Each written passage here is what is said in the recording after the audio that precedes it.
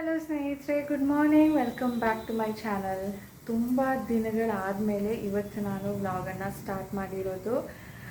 Reason ನಾನು ನಿಮಗೆ ತಿಳಿಸ್ತೀನಿ.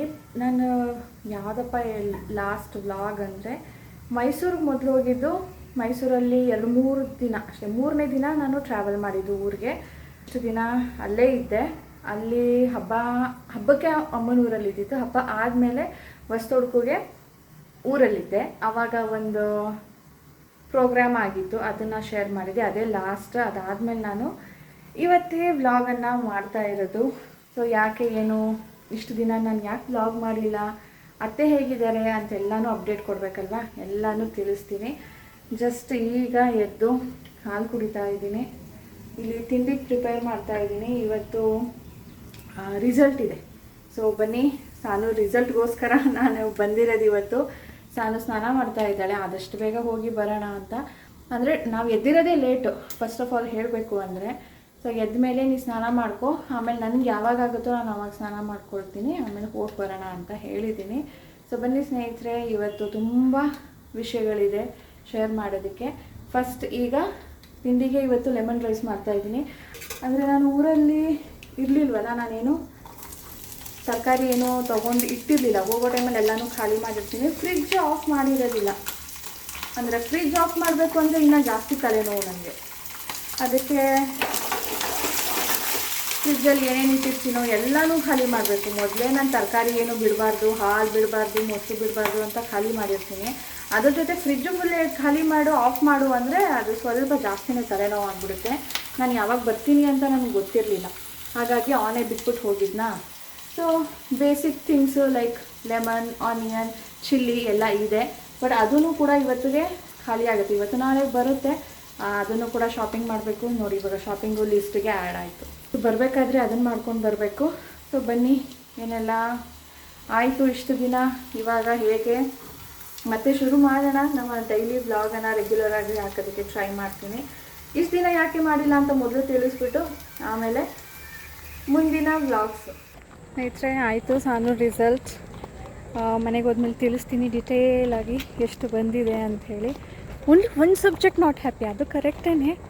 ಬಟ್ ಆ ಸಬ್ಜೆಕ್ಟಲ್ಲಿ ಯಾಕೆ ಕಡಿಮೆ ಬಂದಿದ್ದು ಅದನ್ನು ಹೇಳಬೇಕಲ್ಲ, ಹೇಳ್ತೀನಿ ಡೀಟೇಲಾಗಿ.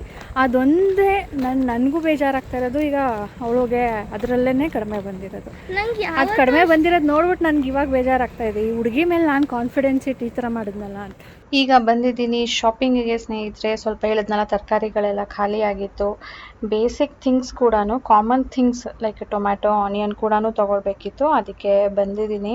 ತುಂಬಾ ಕ್ಯೂ ಇರುತ್ತೆ ಈ ಟೈಮಲ್ಲಿ. ಆ್ಯಂಡ್ ಬಿಸಿಲು ಬೇರೆ. ನನಗಂತೂ ಬರೋದಕ್ಕೆ ಇಷ್ಟ ಆಗೋದಿಲ್ಲ. ರಾಜೇಶ್ಗೆ ಕಳ್ಸೋದು ನಾನು. ಬಟ್ ಇವತ್ತು ನಾನೇ ಬರಬೇಕಾಗಿ ಬಂತು. ದೇವಾ, ಇಷ್ಟೊತ್ತಾಯಿತು ಸ್ನೇಹಿತರೆ ಹೋಗಿ ಬರೋ ತನಕ. ಆ್ಯಂಡ್ ಸಾನುಗೆ ಟ್ರೀಟ್ ಕೊಡಿಸ್ಬೇಕಿತ್ತು. ಅಲ್ಲಿ ನೋಡಿದ್ರೆ ಅಂಗಡಿ ಮುಚ್ಚಿಬಿಟ್ಟಿದೆ. ಇನ್ನು ವಾಪಸ್ ಹೋಗಿ ತೊಗೊಂಡು ಬಂದಿದ್ದಾಯಿತು. ಆ್ಯಂಡ್ ಅಷ್ಟು ದಪ್ಪ ಬ್ಯಾಗ್ ಇವತ್ತು ಶಾಪ್ ಮಾಡಿರೋದು. ಈಗ ತೆಗೆದೆಲ್ಲ ಇಡಬೇಕು. ಅಂದರೆ ಏನೇನೂ ತರಕಾರಿಗಳು ಇರಲಿಲ್ವಲ್ಲ. ಕೊತ್ತಂಬರಿ, ಕರಿಬೇವು, ಮೆಣಸಿನ್ಕಾಯಿ, ಈರುಳ್ಳಿ, ಟೊಮ್ಯಾಟೊ, ಆಲೂಗೆಡ್ಡೆ ಅದೆಲ್ಲ ನಮ್ಮ ಮನೇಲಿ ಯಾವಾಗಲೂ ಇರುತ್ತೆ. ಸೊ ಅದೆಲ್ಲನೂ ತರಬೇಕಿತ್ತಲ್ಲ, ಹೋಲ್ ಬ್ಯಾಗೇ ಆಯಿತು. ಆ್ಯಂಡ್ ಕ್ಯೂ ಬೇರೆ. ನನಗೆ ಸೂಪರ್ ಮಾರ್ಕೆಟ್ಸ್ಗಳಿಗೆ ಅದಕ್ಕೊಂದಕ್ಕೆ ಹೋಗೋದಕ್ಕೆ ಬೇಜಾರು. ಅದರ್ವೈಸ್ ಅಲ್ಲಿ ನಾವು ಎಲ್ಲನೂ ಚೂಸ್ ಮಾಡಿ ತೊಗೊಳ್ಬೋದು, ರೇಟ್ ನೋಡಿ ತೊಗೊಳ್ಬೋದು, ಚೆನ್ನಾಗಿದೆಯಾ ಇಲ್ವಾ ಅಂತ ಹೇಳಿಬಿಟ್ಟು. ಮನೆ ಹತ್ರ ಬರೋರ ಹತ್ರ ಆದರೆ ಒಟ್ಟಿಗೆ 1/4 kg, ಅರ್ಧ kg ಆ ಥರ ತೊಗೊಳ್ಬೇಕು. ಚೂಸ್ ಮಾಡೋಕ್ಕೆ ಬಿಡೋದಿಲ್ಲ. ಅದಕ್ಕೆ ನಾನು ಅಲ್ಲಿಗೆ ಹೋದರೆ ಈ ಥರ line. Result the treat enjoy ಮಾಡಿ. ಇದು ಫ್ರೀಝರಲ್ಲಿ ಇಡೋದು, ಇನ್ನೂ ಕೈ ತೊಳೆದಿಲ್ಲ. ಫ್ರೀಝರಲ್ಲಿ ಇಟ್ಟಿರು. ಸಖತ್ತು ಶೆಕೆ, ಏನು ಶೆಕೆ ಸ್ನೇಹಿತರೆ. ಫ್ಯಾನ್ ಹಾಕಿದ್ರೂ ಗಾಳಿ, ಬಿಸಿ ಗಾಳಿ. ಎಷ್ಟಾದರೂ ಫಾಸ್ಟ್ಗೆ ಹಾಕು, ಅದು ಶಬ್ದ ಬರುತ್ತೆ ಹೊರತು ಗಾಳಿನೇ ಬರಲ್ಲ. ಅಯ್ಯೋ, ಬಟ್ಟೆ ಒಗೆಯಕ್ಕೆ ಹಾಕಬೇಕು, ಅದು ಹಾಕಿರಲಿಲ್ಲ. ಬೆಳಗ್ಗೆ ಸ್ನಾನ ಮಾಡಿ ಟವಲ್ಗಳೆಲ್ಲ ಇಲ್ಲೇ ಇಟ್ಟಿದ್ದೀನಿ, ಅದನ್ನು ಒಣಗಾಕಿಲ್ಲ. ಸೊ ಅದನ್ನೆಲ್ಲ ಮಾಡಿಬಿಟ್ಟು ಆಮೇಲೆ ಕಂಟಿನ್ಯೂ ಮಾಡ್ತೀನಿ ಸ್ನೇಹಿತರೆ. ಎಲ್ಲದರಲ್ಲೂ ಚೆನ್ನಾಗಿ ಬಂದಿದೆ. ಅಂದರೆ ಮಿನಿಮಮ್ ಇವಳು ಕಡಿಮೆ ತೆಗ್ದಿರೋದು ಅಂದರೆ ಒಂದರಲ್ಲಿ ದಟ್ ಈಸ್ 43. ಬಾಕಿದ್ರಲ್ಲಿ ಹೈಯೆಸ್ಟ್ ಅಂದರೆ ಅರ್ಧ ಮಾರ್ಕ್ಸ್ ಹೋಗಿದೆ ಅಷ್ಟೇ.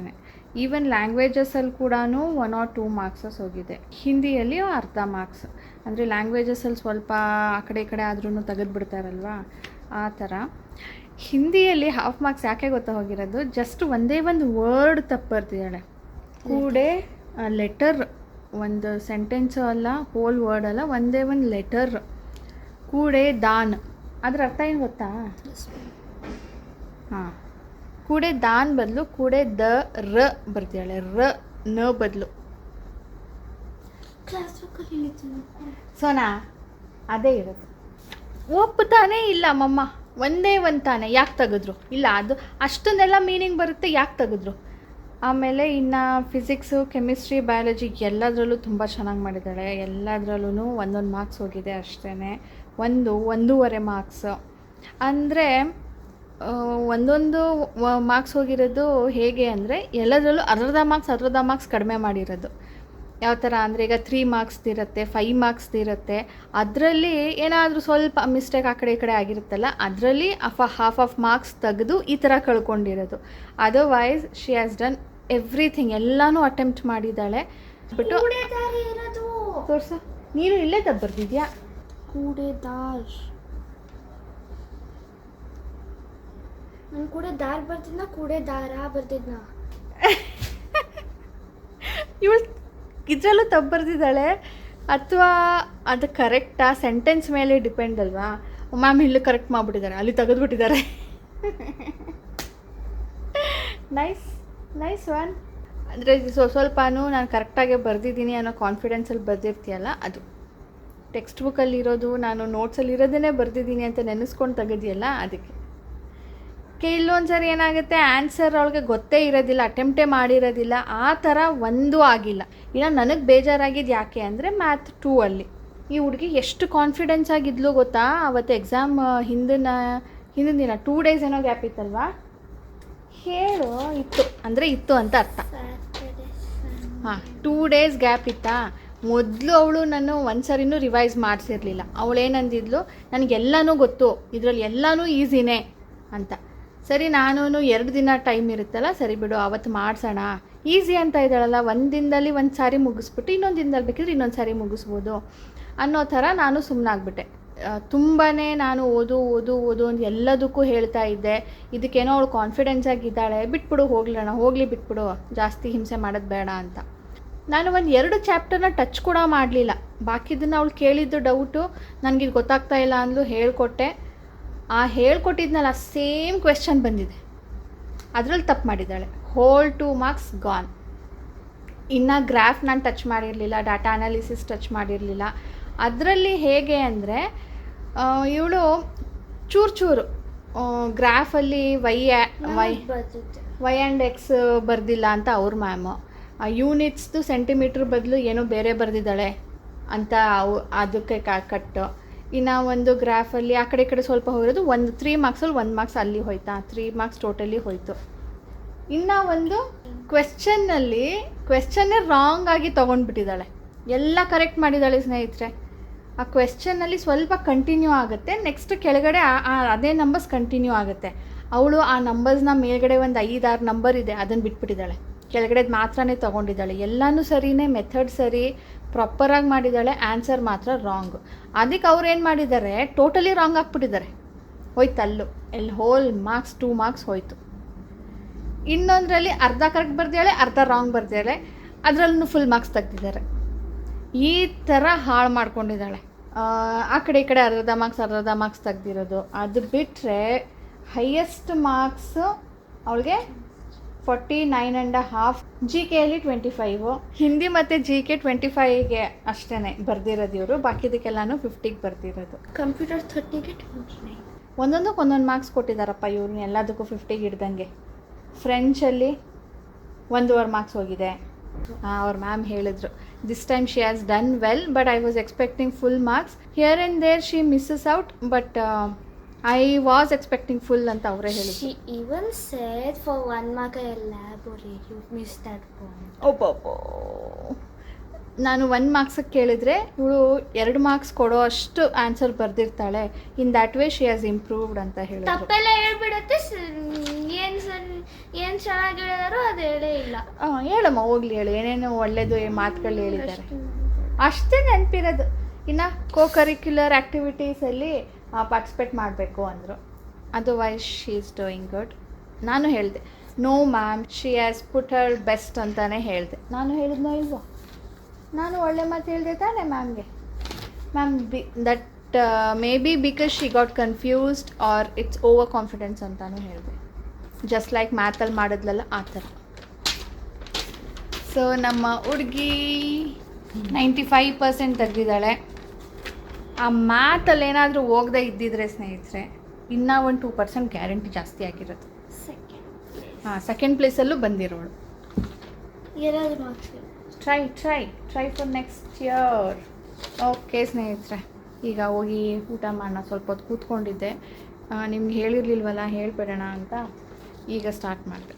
ಇದು ಸಾನು ಬುಕ್ಸು ಒತ್ಕೊಳ್ಳೋಕ್ಕಾಗಲಿಲ್ಲ, ಅಷ್ಟೊಂದು ಬುಕ್ಸ್ ಕೊಟ್ಟಿದ್ದಾರೆ ಈ ಸರಿ. ನಮ್ಮ ಹುಡುಗಿ ಅಷ್ಟೊಂದೆಲ್ಲ ಓದಬೇಕು, ಅಷ್ಟೊಂದೆಲ್ಲ ಎತ್ಕೊಂಡು ಹೋಗಬೇಕು. ಆ್ಯಂಡ್ ನಾನು ಸಾನುಗೆ ಪೆನ್ ಗಿಫ್ಟ್ ಮಾಡಿದೆ. Princess pen. Yes, princess for princess. ಅವಳ ಹೆಸರೇನು? ಅರೋರಾನಾ? ಬ್ಯಾಲ್. ಸೊ ಇದು fountain ink pen. Fountain pen ಅಂತ ಬರೆದಿರೋದರಲ್ಲಿ ಇಲ್ಲಿ ಲಿಕ್ವಿಡ್ ಇಂಕ್ ಫೌಂಟನ್ ಪೆನ್. ಇದು ರೀಫಿಲ್. ನಾವು ಮೊದಲು ಇಂಕ್ ಹಾಕ್ಕೊಳ್ತಿದ್ವಿ, ಈಗ ಡೈರೆಕ್ಟ್ ರೀಫಿಲಲ್ಲೇ ಇಂಕ್ ಕೊಟ್ಬಿಟ್ಟಿದ್ದಾರೆ. ಏಕೆ? ಹಾಂ, ಅದು ಚಿಕ್ಕದಿದೆ ಅಲ್ಲ ನಿಬ್ಬು, ಅದು ಈ ಥರ ಬೆಂಡ್ ಆಗಿದೆ. ಹಾಂ, ಇದು ಹಿಂಗಿದೆ. ಬರೆಯೋದಿಲ್ಲ ಅಂದರೆ ಏನು ಪ್ರಯೋಜನ? ಹಾಕು ಈಗ ರೀಫಿಲ್ ನೋಡೋಣ, ಬರೀ. ಎಕ್ಸಾಮೆಲ್ಲ ಇದೇ ಪೆನ್ನಲ್ಲಿ ಬರೆದಿದ್ದ? ಐ ಮೀನ್ ಈ ಥರ ಪೆನ್ನಲ್ಲಿ. ಇದರಲ್ಲಿ ಹ್ಯಾಂಡ್ ರೈಟಿಂಗ್ ಚೆನ್ನಾಗಿ ಬರುತ್ತೆ ಅಂದ್ಕೊಂಡು ಇದನ್ನೇ ಇಟ್ಕೊಂಡಿದ್ದಾಳೆ ದಿನ ಎಕ್ಸಾಮ್ ಬರೆಯೋದಕ್ಕಾಗಲಿ ನೋಟ್ಸ್ ಬರೆಯೋದಕ್ಕಾಗಲಿ. ಅದಕ್ಕೆ ಅದೇ ಥರದ್ದು ಪ್ರಿನ್ಸೆಸ್ದು ಸಿಕ್ತು. I knew that she'll be very happy. ಅದಕ್ಕೆ ತೊಗೊಂಡೆ. ಈಗ ಸಾಮಾನೆಲ್ಲ ತೆಗೆದು ಸೆಟಲ್ ಮಾಡೋಣ ಅಂತ ಕೂತ್ಕೊಳ್ತಾ ಇದ್ದೀನಿ. ಹಾಗೆ ನಿಮ್ಮ ಕ್ವೆಶನ್ಗೆ, ನಿಮ್ಮ ಡೌಟ್ಗೆ ಆನ್ಸರ್ ಮಾಡೋಣ ಅಂತಲೂ ಕೂಡ ಅಂದ್ಕೊಂಡಿದ್ದೀನಿ. ಯಾಕೆ ನಾನು ಇಷ್ಟು ದಿನ ವ್ಲಾಗ್ ಮಾಡಿರಲಿಲ್ಲ? 10 days ಆಯಿತು ನೋಡಿ, ಹಾಕೇ ಇಲ್ಲ. ಆ್ಯಂಡ್ ಅದು ಕೂಡ ಹಬ್ಬದ ವ್ಲಾಗ್ಸ್ ಮಾತ್ರನೇ ನಾನು ಹಾಕಿದ್ದಿದ್ದು. ಸೊ ಹಬ್ಬ ಆದಮೇಲೆಲ್ಲ ಏನಾಯಿತು, ಯಾಕೆ ಹಾಕಿಲ್ಲ? ನನಗಂತೂ ಇನ್ಸ್ಟಾಗ್ರಾಮಲ್ಲಾಗಿರ್ಬೋದು, YTಯಲ್ಲಾಗಿರ್ಬೋದು, ಯೂಟ್ಯೂಬಲ್ಲಿ ಪ್ರೀವಿಯಸ್ ವೀಡಿಯೋಸ್ಗಳಲ್ಲಿ ಕಾಮೆಂಟ್ ಅಂತೂ ಬರ್ತಾನೆ ಇದೆ. ನನಗೆ ಇನ್ಸ್ಟಾಗ್ರಾಮಲ್ಲಿ ಬಂದಿರೋವಂಥ ಮೆಸೇಜಸ್ನ ಇಲ್ಲಿ ಪಿನ್ ಮಾಡ್ತೀನಿ ನೋಡಿ. ಯಾಕೆ ವ್ಲಾಗ್ ಹಾಕಿಲ್ಲ, ನೀವು ಹುಷಾರಿದ್ದೀರಾ ಅಥವಾ ಅತ್ತೆ ಹೇಗಿದ್ದಾರೆ ಅಂತಾನೆ ಕೇಳಿರೋದು. ಸೊ ನಾನು ಯಾಕೆ ಇಷ್ಟು ದಿನ ವ್ಲಾಗ್ ಹಾಕಿಲ್ಲ ಅಂದರೆ, ನಾನು ಊರಲ್ಲಿದ್ನಲ್ವ, ಅಲ್ಲಿ ನನಗೆ ವ್ಲಾಗ್ಸ್ ಮಾಡೋದಕ್ಕಾಗಲಿಲ್ಲ. ಇವಾಗ ಬಂದ ಮೇಲೆ ನಾನು ಒಂದು ದಿನ ಗ್ಯಾಪ್ ತೊಗೊಂಡು ನಾನು ವ್ಲಾಗ್ ಮಾಡಿ ಎಡಿಟ್ ಮಾಡಿ ಹಾಕ್ತಾಯಿದ್ದೆ. ಯಾಕಂದರೆ ಬಂದ ಮೇಲೂ ನನಗೆ ಇಲ್ಲಿ ಕೆಲಸಗಳಿರುತ್ತಲ್ಲ, ಸಡನ್ನಾಗಿ ಆಲ್ ಆಫ್ ಅ ಸಡನ್ ನಾನು ವ್ಲಾಗ್ ಮಾಡೋದಕ್ಕಾಗಲಿಲ್ಲ. ಹಾಗಾಗಿ ಸ್ವಲ್ಪ ಡಿಲೇ ಆಯಿತು. ಹಾಗಾಗಿ ನಿಮ್ಮ ಕೇರಿಂಗ್ ನನಗೆ ತುಂಬಾ ಖುಷಿ ಕೊಡ್ತು. ನೀವು ಕೇಳ್ತಾ ಇದ್ರಲ್ವಾ, ಹಾಗಾಗಿ ನಾನು ಅಪ್ಡೇಟ್ ಮಾಡೋಣ ಅಂತ ಅಂದ್ಕೊಂಡೆ. ನೆಕ್ಸ್ಟ್ ಅತ್ತೆ ಹೇಗಿದ್ದಾರೆ ಅಂದರೆ, ಅತ್ತೆ ಶಿ ಈಸ್ ಡೂಯಿಂಗ್ ಫೈನ್. ಅಲ್ಲಿದ್ದಾಗ ನನಗೆ ವ್ಲಾಗ್ ಯಾಕೆ ಮಾಡೋಕ್ಕಾಗಲಿಲ್ಲ ಅಂದರೆ, ಅವರು ಸ್ವಲ್ಪ ವೀಕ್ ಆಗಿದ್ರಲ್ಲ, ಅವ್ರು ಖುಷಿಯಾಗಿ ನನ್ನ ವ್ಲಾಗಲ್ಲಿ ಬರೋದಕ್ಕೆ ಆಗಿರಲಿಲ್ಲ. She was looking dull and pale. ಹಾಗಾಗಿ ಬೇಡ ಅಂತ ಹೇಳಿದ್ರು. ಸರಿ ಬೇಡ ಬಿಡಿ.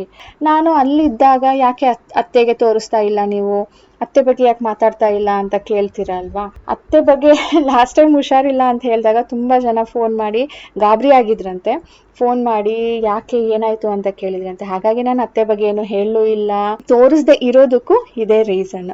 ಬಟ್ ನಾವು ಶಿ ಈಸ್ ಡೂಯಿಂಗ್ ಫೈನ್. ಏನು ಸೀರಿಯಸ್ ಏನಿಲ್ಲ. ಅವ್ರಿಗೆ ಸ್ವಲ್ಪ ಮಸಾಜ್ ಹೇಳಿದ್ದಾರೆ, ಸ್ವಲ್ಪ ಫಿಸಿಯೋಥೆರಪಿ ಥರ ಅಷ್ಟೇ. ಅದು ಬಿಟ್ಟರೆ ಅವರು ಚೆನ್ನಾಗಿದ್ದಾರೆ. ಸೊ ಇಷ್ಟೇ ಸ್ನೇಹಿತರೆ ರೀಸನ್ನು ನಾನು ಇಷ್ಟು ದಿನದಿಂದ ವ್ಲಾಗ್ ಮಾಡದೇ ಇರೋದಕ್ಕೆ. ಇನ್ಮೇಲೆ ನಾನು ಈಗ ಇಲ್ಲಿಗೆ ಬಂದಿದ್ದೀನಲ್ಲ, ವ್ಲಾಗನ್ನು ಕಂಟಿನ್ಯೂ ಮಾಡ್ತೀನಿ. ಈಗ ಸ್ವಲ್ಪ ಸಾನೋದು ರಿಸಲ್ಟ್ ಸಿಕ್ತು ಅಂತ ಬಂದೆ. ನೆಕ್ಸ್ಟ್ ವೀಕು ಯೂನಿಫಾರ್ಮ್ ಶಾಪಿಂಗ್ ಇದೆ, ಅದು ಸ್ಕೂಲ್ಗೆ ಹೋಗಬೇಕು. ಇಲ್ಲ ಅಂದರೆ RR ನಗರಲ್ಲಿ ಎಲ್ಲೆಲ್ಲೋ ಸ್ಟೋರ್ ಇರುತ್ತೆ, ಅಲ್ಲೆಲ್ಲ ಹುಡ್ಕೊಂಡು ಹೋಗಬೇಕು.